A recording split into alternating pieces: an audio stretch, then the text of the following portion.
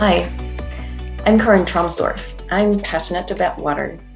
I've had the chance to work on urban water projects for the last 20 years and to be one of the pioneers of the race to zero for water utilities.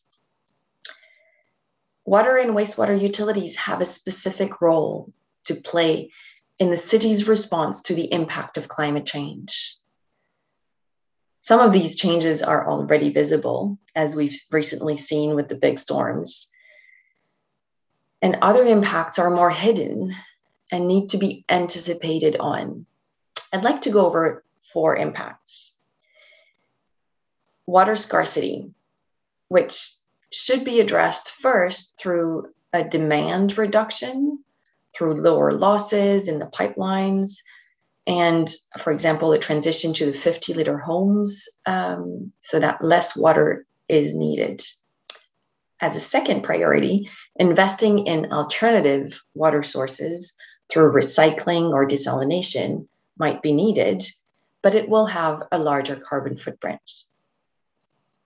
A second impact I'd like to talk about is the reduced source quality for potable water, which should, as a priority, be protected through investing in nature-based solutions in the watershed. And then in a second step, high-level treatment facilities sometimes have to be considered, but they also have a higher carbon footprint.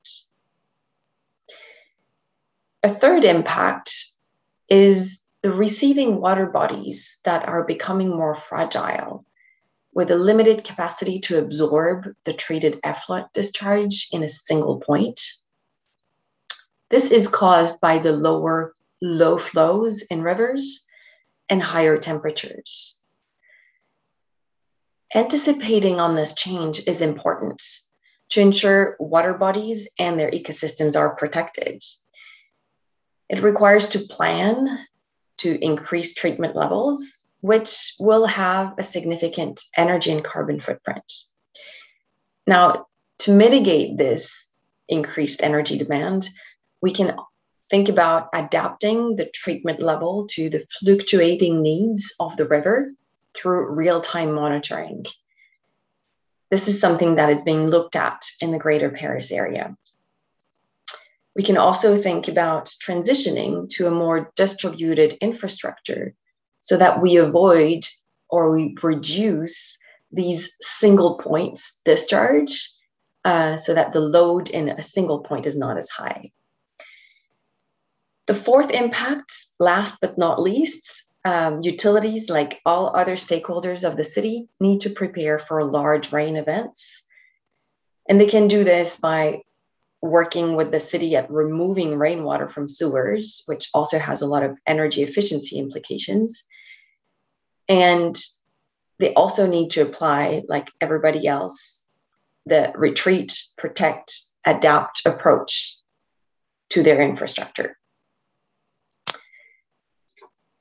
Now, through my overview of these 4 impacts, you've heard that utilities have to make choices to adapt. These choices will increase or decrease our carbon footprints. And we have to remember that utilities, in particular when they embrace the circular economy, can contribute up to around 10% of the metropolitan scale carbon neutrality targets. I invite all utilities to join the race to zero, share their commitments with the rest of the world, moving towards COP26 now. But I also invite utilities to join the IWA Climate Smart Utilities community to learn from others on what has worked and reflect together on the way to tackle investment choices so that they contribute to the carbon neutrality target at metropolitan scale. Our goal is to reduce emissions, not for the utility, but for the planet.